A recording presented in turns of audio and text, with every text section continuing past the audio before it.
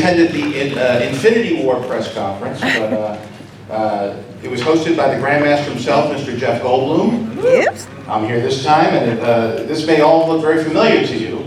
I'm happy, no pun intended, that's what it says in the card, to be here with you today to do the honors. I've been involved with the MCU, as most of you know, since the Marvel Universe was a screaming toddler, and now it has grown into a big, vast family, and I'm very proud. It's a bit surreal, I'm going to be honest with you.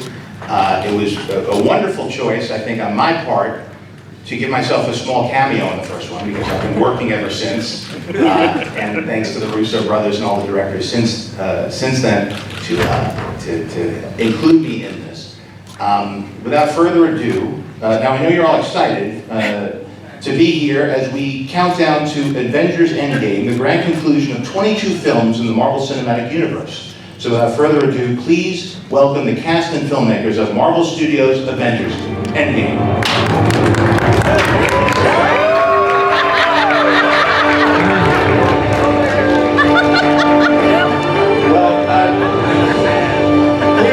Clearly things look a little different in the post-Infinity War Marvel Cinematic Universe. Post-snap, there's a few empty seats. So why don't, I'd like to welcome back the people that you see here on stage. Denai Guerrera, Anthony Russo, Joe Russo, Scarlett Johansson, Kevin Feige, Robert Downey Jr., Chris Hemsworth, Don Cheadle, and Mark Ruffalo. Here they are. You got, and Mark and Don, you feel so far away in the back row. Why don't you help fill in some of the seats up front? Come on, come on. I can't hear you, what? Come on, move up front and help fill in. Next time, a little nosebleed. Yeah. And we are fortunate enough to have a few of the other people that survived the snap joining us today. Ladies and gentlemen, please welcome birthday boy Paul Rudd, Karen Gillan, Brie Larson, Chris Evans, and Jeremy Renner.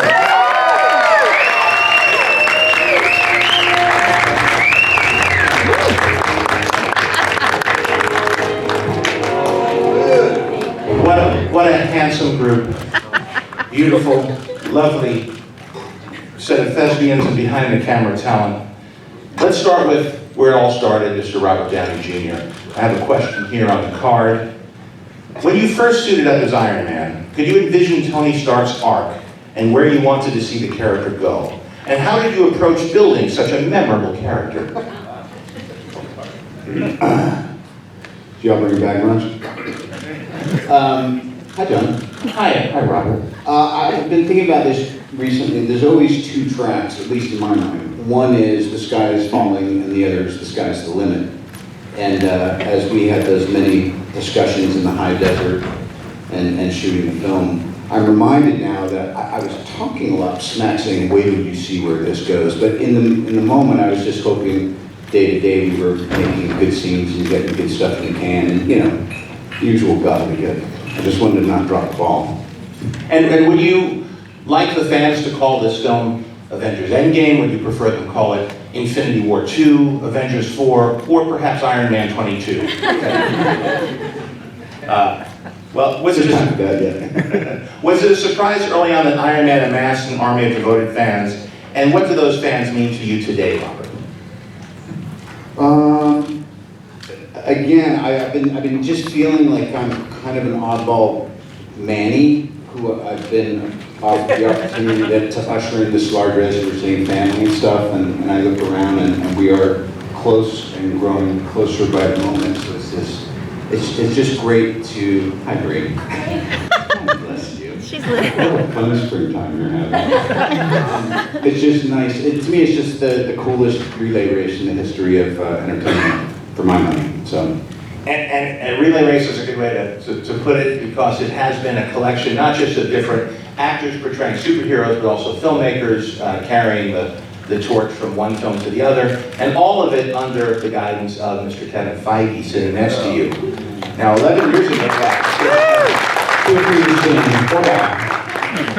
11 years ago, you could not have predicted the 22 films you produced in the Marvel Cinematic Universe would be so wildly successful and popular.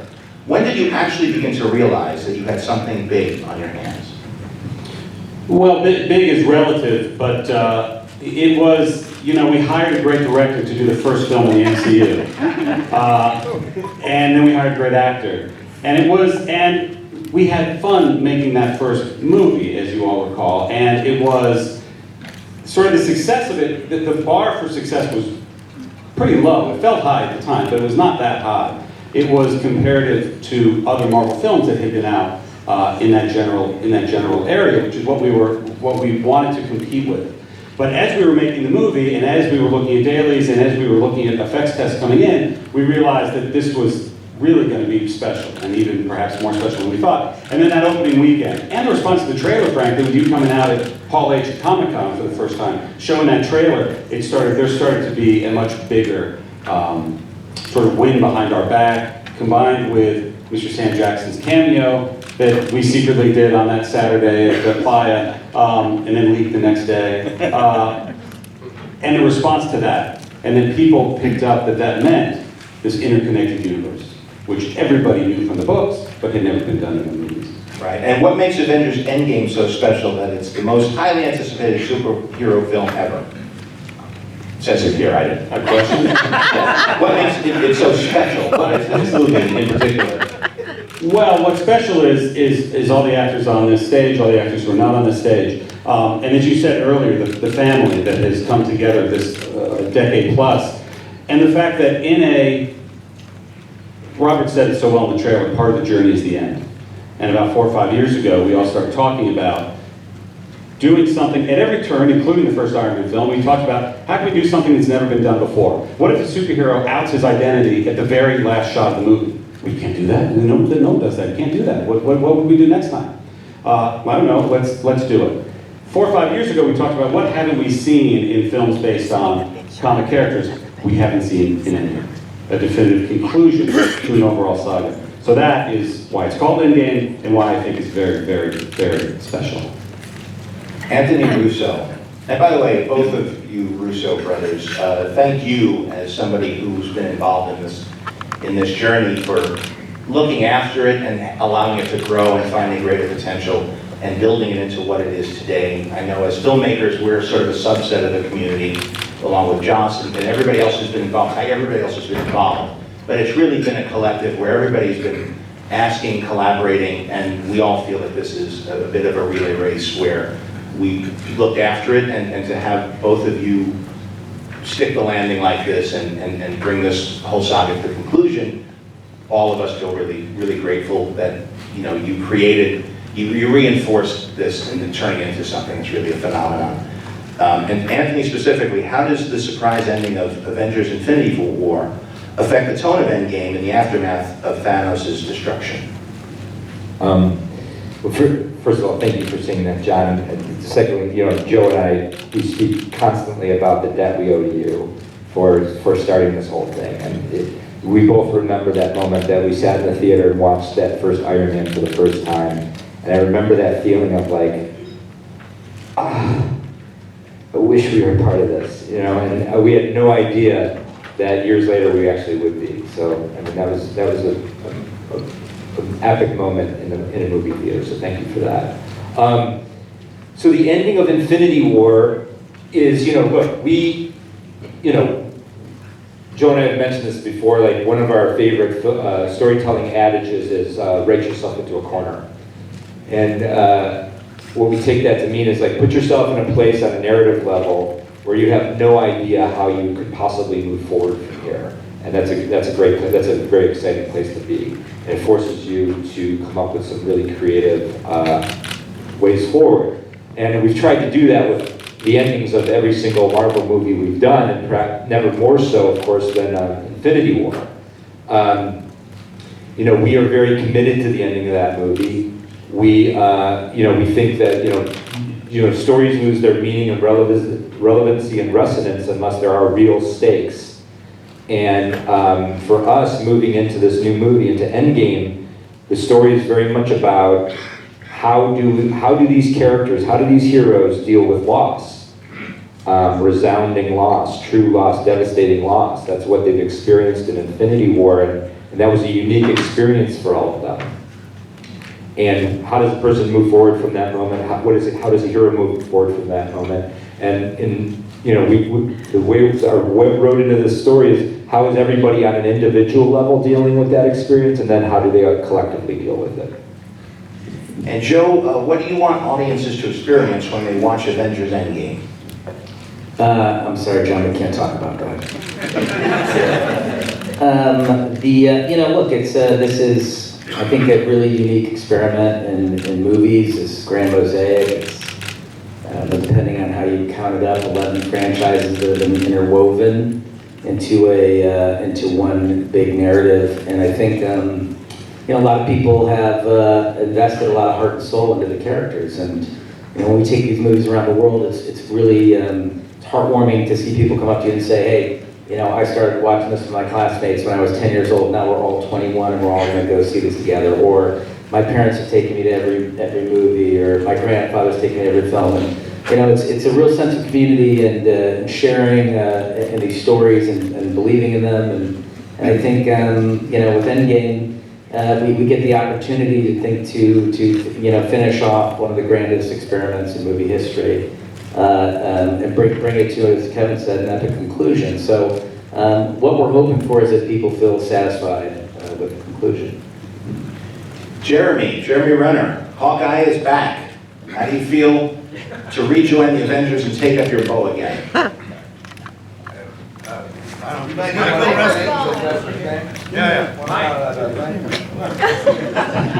need this? Yeah, Phil, that's okay. Phil, that's good. Was it nice to jump back in the mix again? Yeah, good. Stretch out after coming, ready to rock. All right, sounds good. Good to have you back. Tonight, Guerrera. Black Panther introduced your character Okoye to the world. Now she is fighting besides the Avengers. What makes her such a respected and well-liked character? And also, congratulations and thank you for the breadth of energy that Black Panther brought to the Marvel Universe. I think it was something that was truly significant and helped keep the franchise feeling fresh and new, and it was a wonderful film. Thank you. Listen, it was an amazing honor and joy to be a part of it. And, you know, once again, it was, you know, the beauty of being here today is being amongst this amazing franchise that's done all this work over this course of time is, you know, we got to be embraced in this universe and be a part of it. So that was such an amazing part of it. What I can't say about Okoye, because I can't speak to, oh, you like her because that sounds a little like, well, I'm like, no. What I can say is what I love about her is that she's very unapologetic, and she's a traditionalist in the sense that she believes in the sovereignty of her nation. And I guess that really resonated with me because I was born on the continent. I was born here, but I was raised on the continent. And so seeing a country like Wakanda, which has had no history of colonization and became so powerful, and that she is like the guardian of that nation in a sense, was something that really resonated with me. And I really got to work, you know, collaboratively in a gorgeous way with the awesome Mr. Ryan Coogler, who really allowed me to imbue her with the idea that she, you know, she has a good time. She doesn't have rage issues. She doesn't have that going on. She loves her life. She loves her country. She loves her people, and she'll do whatever it takes to take care of what must be done.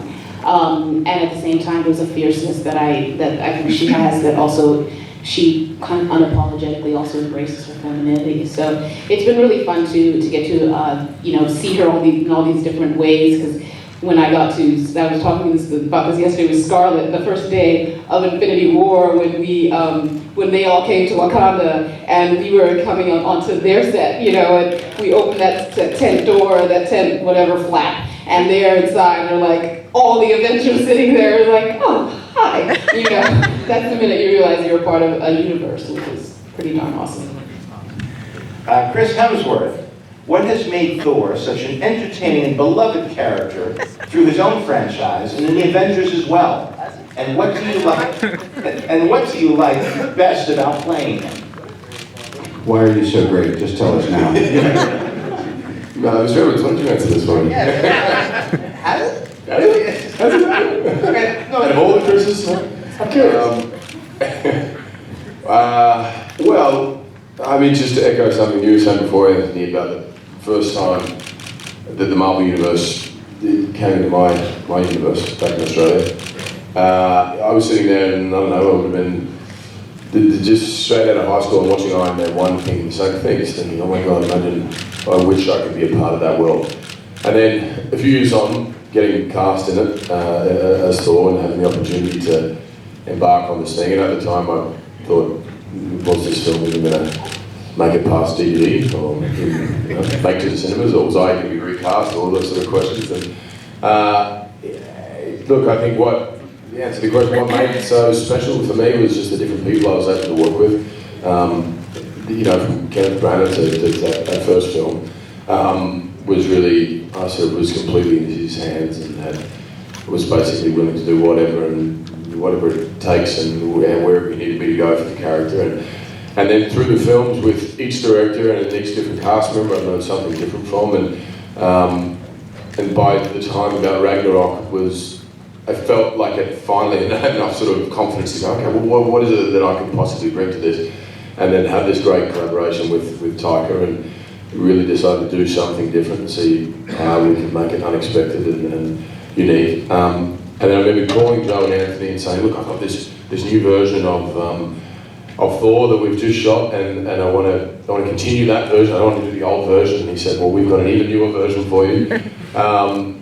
And it was, you know. And then as was this film here, and it's just about the people that's made it so special and I think unique each time with any of our characters is everybody you get to interact with, and the fact that we're all willing to you know, be open to what new possibilities lie ahead of these franchises and these characters, and it's been a pretty remarkable journey. Chris Evans, Captain America is a classic hero with an unshakable moral code, and you have perfected your portrayal of him by showing us even more of what makes him tick. What has it meant to you to play him, and what do you like best about Captain America in this film? In this film or in general? On the part of this film. You know, please stand here. Well, I guess I can give broad strokes. I think just the completion of the arc. I mean, that's safe to say, right? That this movie does kind of provide kind of an ending to a lot of judges. I'm sorry, you can't answer. There's 22 tapestry.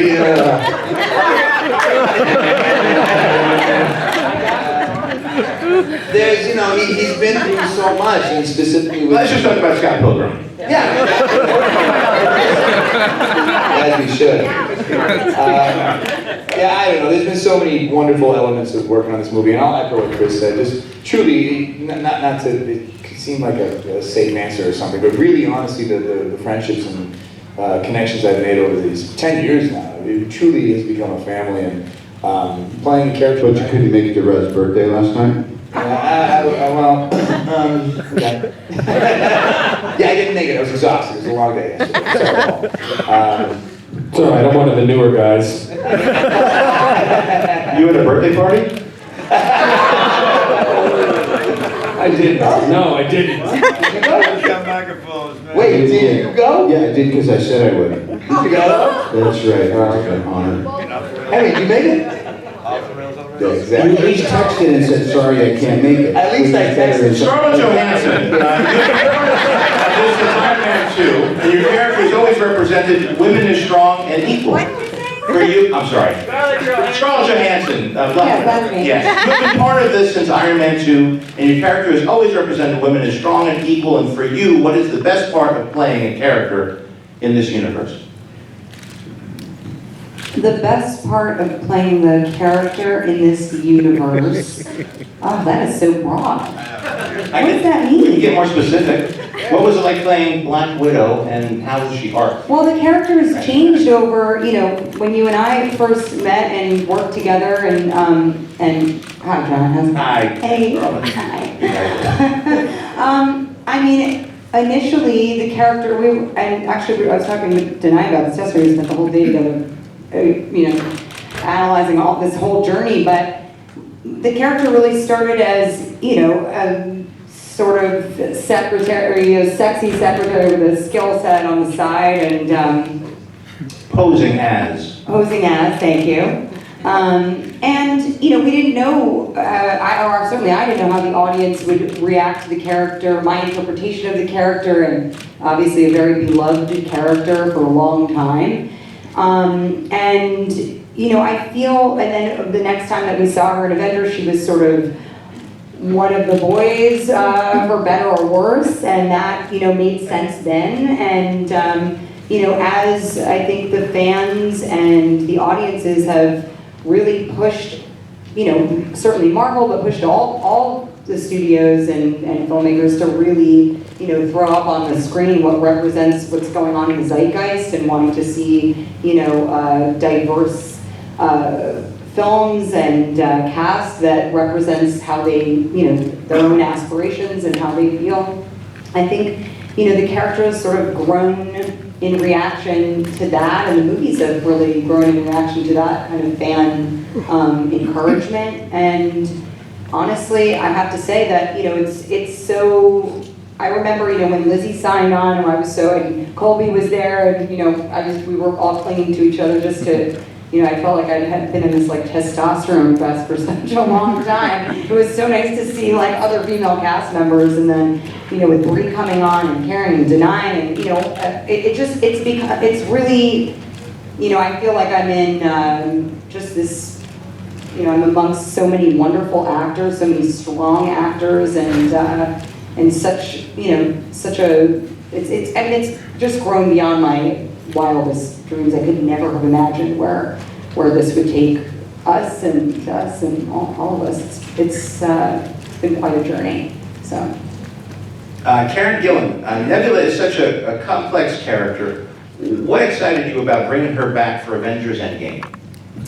Well, I think it's maybe safe to say that she suffers from some daddy issues because her dad is Thanos, so who wouldn't? And I think I'm excited for her to finally face the source of this abuse.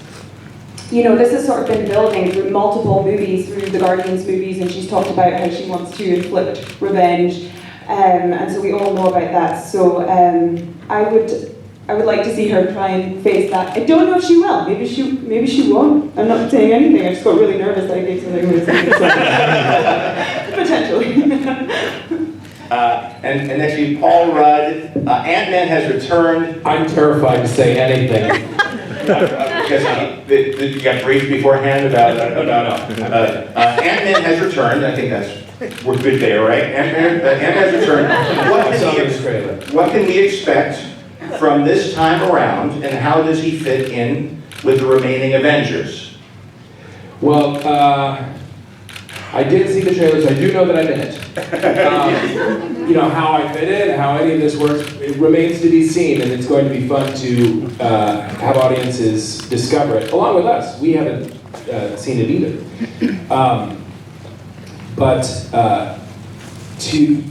It's not part of the question, but I must say, everyone is kind of echoing the same sentiment, which is this sense of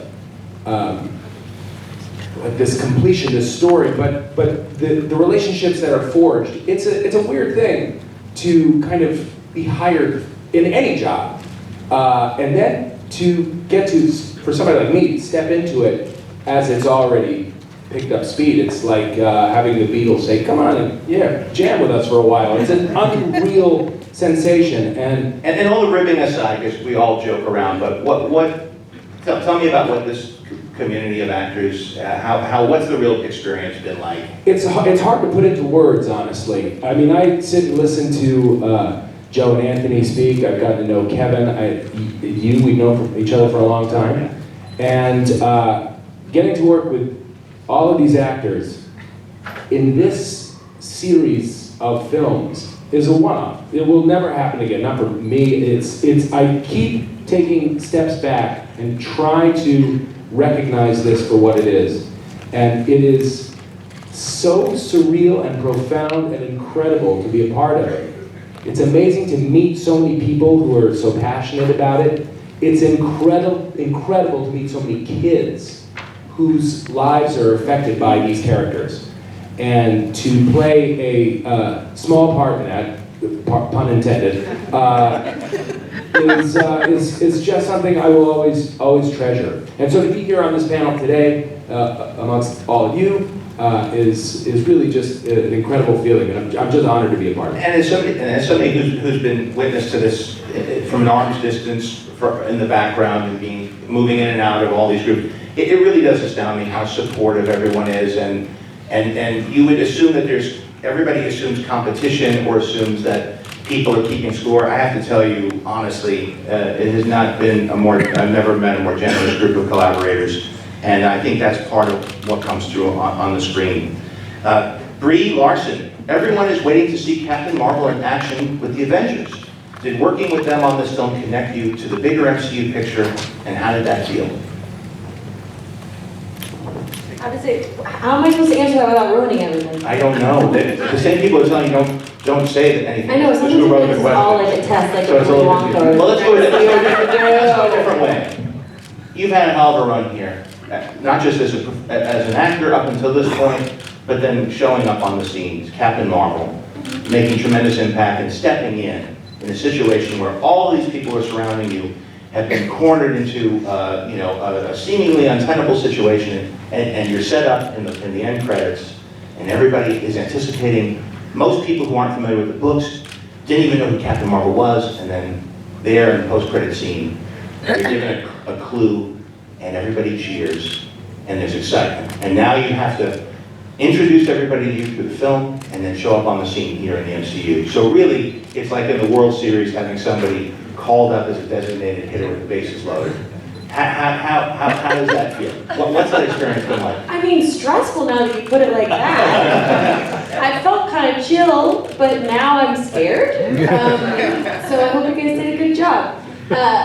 I came at just the most magical time, I think. To come exactly at this 10-year anniversary, and really my first introduction to everyone was the 10-year photo, which was a really remarkable and special day, and super surreal, and also like not allowed to talk about it. So the whole thing has always felt like a dream. And this film will always be personally dear to me because it was my first time playing Captain Marvel. We shot this first. So I had to stumble and try to figure out who this character was with no script for this and no script for Captain Marvel either, and perform for the first time in front of legends. But it was incredible. And I think the other part of it too is the set feels like this balance of, as big as it is, it still feels like a bunch of kids, like just like what I was doing over summer break, making movies in my garage. There's still this sense of wonder and play, encouragement, and of course this film deals with some heavy subject matters, and so you're bouncing in between things that feel very deep and serious, and then we're going off and playing boggle, which I am very good at, just to be clear. And so it's nothing. There's no other word I can describe it as other than surreal, and I'm super excited for this to come out, mostly just so that I can talk about it. I want to be able to talk about my experience, which I haven't been able to do for a very long time. Don Cheadle, Rhodey has been there since the beginning. What do you like best about playing him and suiting up as War Machine? Well, you were there from the beginning, obviously, and Rhodey obviously started, I think it's fair to say, as a lighter toned individual, sort of bigger than life than I am in real life. But as the character sort of darkened and things became more compact, kind of narrative, I think we've seen a real growth of this character, and we've kind of, as he's gone through his trials and tribulations, obviously over the course of these films, and come out the other side now, and has his legs under, no pun intended, literally, and is able to really be a part of his team and really contribute at a high level. It's been a lot of fun to see where he's come from, to see where he's gone, see what else happens next. But kind of to echo what Brie said, we've had a great time this whole time, being together and having the Downey lunches that we have, that he's put together, and to get to know these people. I've always known their work, but to get to know them as individuals and get to know them as people and get to be friends and to come back, to get to keep coming back to these relationships again, seeing where everybody is, and people that had kids, and families, kids going off to college, and other people having kids, and relationships starting and ending. It's just, it's rare to have that kind of an experience over the course of 10 years with the same group of people, so it's really nice. And to consistently win at Basel as good as you think you are. I don't think you found the Avengers. Let's be real. You can't. Nobody can beat Tom. Paul's good too. I mean, Paul. I feel like Paul definitely. Paul's not good, but Like sleeper bubble, yeah. Do I have selective memory? I feel like I crushed the whole time. I thought that I did too. Did you find the word? I wasn't there when it happened. What is the most impressive Bible word that had been? Mark Ruffalo, who you'd be lucky if he finds cat. He found asbestos. Mark, he had nothing else, but he found asbestos. And that's a lot. That was a lot of points. What about Don? What did Don found? We were flying on a plane one time, and we were playing. And Don found Avengers. Really? And well, like that's a good sign. Pretty, yeah. What would you rate me as a boggle player? Not good. We rate you as not good. Tic-tac-toe. That leads us to Mark Ruffalo. Please pick up a microphone. This cast has met up many times now, either in part or whole. Some describe it as family. Is that how it feels to you? And why is that, or is that not the case? It doesn't feel like family to me because we all really get along well. There's not that much drama. No, it does feel like family. It's a family that you wish you had, in a way. I mean, I don't know if you could tell, but it's a little bit different press conference than the last time. It has a little bit sort of sadness to it. And we're all talking about like we're dead. Oh, I loved working with these guys. It was great knowing them. You know, they're great. They were great boggle players. There's something very bittersweet about this moment because, you know, as actors, we're like vagabonds. We kind of bounce around. We have these intense relationships, and then you don't see anybody until you get nominated for something, or you're nominated in something, and you end up in an award ceremony. What's that like? Speak for yourself.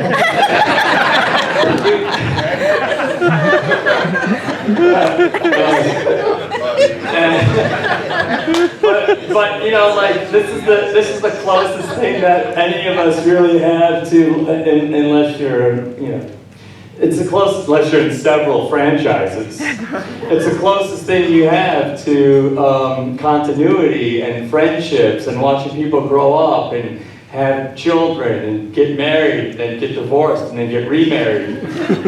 All right, well,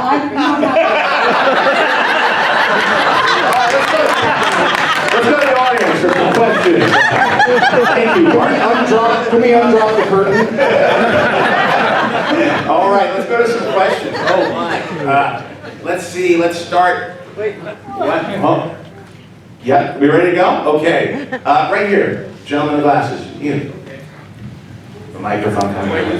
Okay. Here we go. Sure. Because the Avengers and the whole Marvel universe is such a huge deal, I wonder if all of you, when you go out in public, you need security because of mobs of little children coming after you. And with your, whenever you do leave, Chris, and everyone else, the franchise, do you see yourself in 10 years being at a nostalgia convention signing pictures? This is a complex question. We're only going to answer the first part of that question.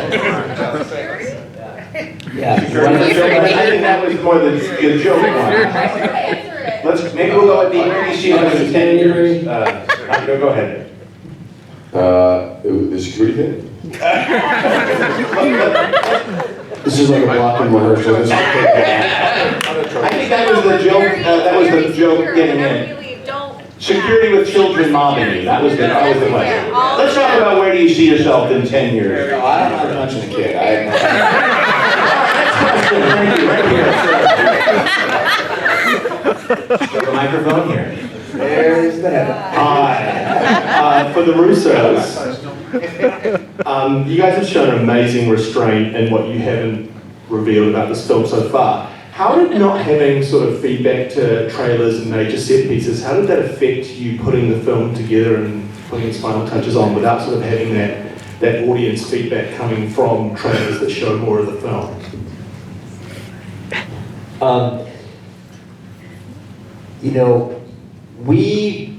Look, at the end of the day, my brother and I, we came to this material because we're fans. We grew up loving the comics.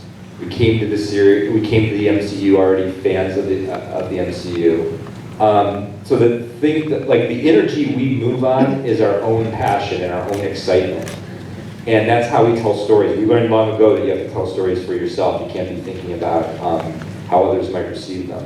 So for Joe and I, because we have such an intimate relationship with the material, because we have so many amazing collaborators, starting with Kevin, we are able to just really fashion the story around what we want to see as fans.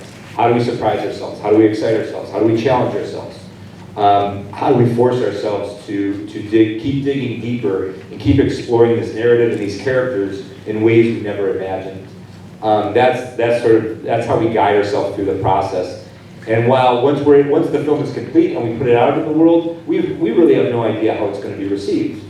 And then once that complete film is experienced and digested and responded to, I think that's the moment where we are then filled up with a reaction.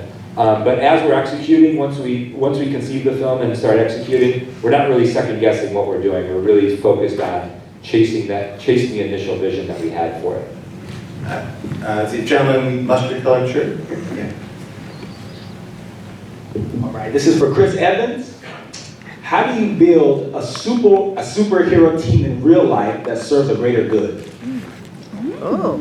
I guess it depends what greater good you're trying to accomplish. I suppose you want people who are well versed in that area. I mean, I guess I'm not quite sure in what capacity you're talking about. It could be community, it could be...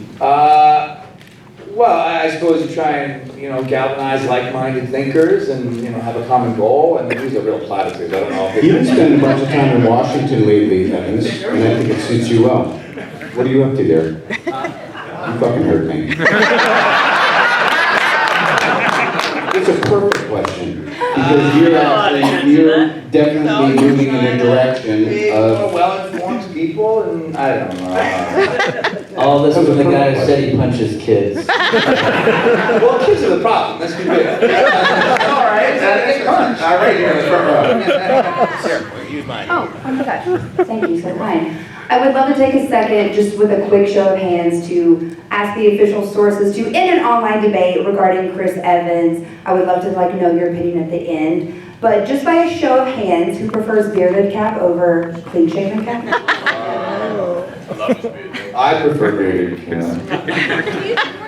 So let's see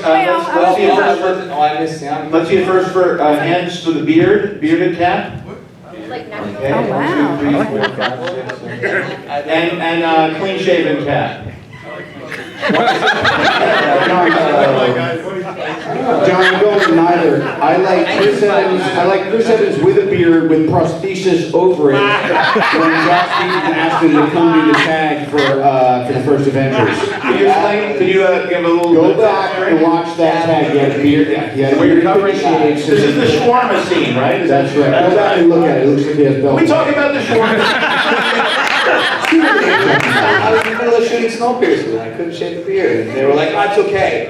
We'll do prosthetics. I was like, Chris walks onto set with his face extended. I don't think it's going to work, Josh. A billion things. What was that, Snowpiercer? Was it worth it, buddy? Yeah, I love that movie. But I just thought, why not? I mean, we're making Buffalo green. We can't just lose this. And I But we spent some hours in the chair and put prosthetics on it. It was the early days. Avengers 1. So we had to do the scene with me doing this. Okay. Anyone else? Let's see. The glasses, gentlemen glasses. Right, you, the one you got here. Yeah, that's it. Absolute honor to be across from all of you. Obviously, with the end of Infinity War and the Thanos snap, it was a very emotional thing for a lot of audience members to experience that. And Robert, I've been wanting to ask you this since I saw that film, and specifically just staying with Infinity War, shooting that moment with Spider-Man, having him turn to dust, and the actual acting and the emotion of that moment, just what it was like to shoot that scene specifically on that day. And for each of you, do you have a particular person who turned to dust that was the most emotional for you to watch as an actor? But Robert, for you first. Thank you for your time. Thank you. Was that Titan Continuous? I think we were on a set for what seemed like 4 years, so that was Titan Continuous. I just love the lighting in that scene. I look so shredded. Emotionally shredded? Yeah, I'm more shredded than a julienne salad, man. No, I make a lot of faces. I need some help in the editing, and it was one of those moments like, this is the most serious thing that's happened since you were 9. No, don't F this up. And I remember the brothers were there, and I think we restaged it once or twice. Anyway, it was crazy to shoot it, but it was just another day, and then we were at lunch and doing stuff, you know, it's a movie. But then I think seeing it, and I happened to see it with this amazing kid, the Scottish kid who couldn't go to a theater, so I saw it with him, and his reaction really, like, effed me up. So I think what a lot of us are looking forward to is, like Kevin always says, is that surprise and delight experience with Endgame. But it's one of those things where you go like, wow, I think we just made a pretty serious choice here. But I think audiences like that. I think audiences are so smart and now so, they require to not be fed the same drivel as even 20 minutes ago. It's like we need novelty. And I think that what the Russos and Kevin will do is provide that in spades. Thank you. Let's see. You're picking somebody? You got somebody that you want to give the mic to? Hi there. Hi, Paul. This is for the Russos. If you have to define this movie with one single word, what the word would be? One word, guys. You want to? Do you have one? Do you want to Yeah, put a conference before you that's go? long out of my mind now. Which one? That doesn't sound right. I would. You want us to come back to you after the next question? Yeah, we'll work on it. Always go with your first choice. Joe and I are going to sidebar on this. Okay, do a sidebar. We'll come back to you though. Yeah, let's say powerful. And then we're done with the question. Sir, you? Yeah, you're the one looking over your shoulder. Getting pointed at as a young girl. Sorry. This young gentleman. Hi, this question's for Chris Evans. So in the past few films like Civil War and Infinity War, now Endgame, you see our character being able to interact with different characters. And because you're Captain America, you always have this tendency to be a leader and be a captain. How does that change or maintain continuity as you meet other characters like Captain Marvel or Black Panther, who are both leaders in their own way? Sure, I think he tends to lean on those people who are of like mind and nature, who kind of are intrinsically selfless. You know, I mean, all the heroes up here have their baked in the cake flaws, and I think a lot of that makes for really good conflict and storytelling. That's why my favorite stuff in this arc has been my stuff with Downey, because we are such a dichotomy between how we approach things, but at the end of the day, our hearts are both in the right places, but provides a lot of great friction. But introducing characters like Captain Marvel and like Black Panther, people who also kind of align very similarly to Cap's nature, I think it creates a nice, it reinforces Cap's sense of purpose and home. You know, it's an environment that it feels more natural for him. So I think it's nice to see the certain pockets where he feels at peace, and the certain pockets where he feels, his buttons might be getting pushed. All right, time for two more in the dress there. John, there's like a girl. There's like I see a girl here too. You want that girl? Oh, no, I don't want to pick between two girls. Thank you for letting a girl ask a question. Actually, I wanted to ask the Russos, speaking of the shawarma scene, people have come to anticipate what's going to happen during the end credits, and I'm sure this film will be no different. I'm just wondering how many of the extra scenes will appear in the end credits and at the very end?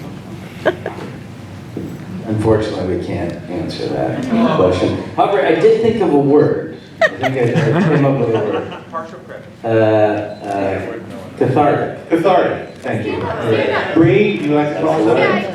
And I'm sorry we couldn't answer that question, but we just, Oh, right here. we don't want to give any context away. Here we go. This question is for Anthony and Joe. So I'm 12 years old and I often make short films with my friends. I aspire to be a director when I grow up. What skills do you think it takes to direct an amazing movie like Avengers Endgame?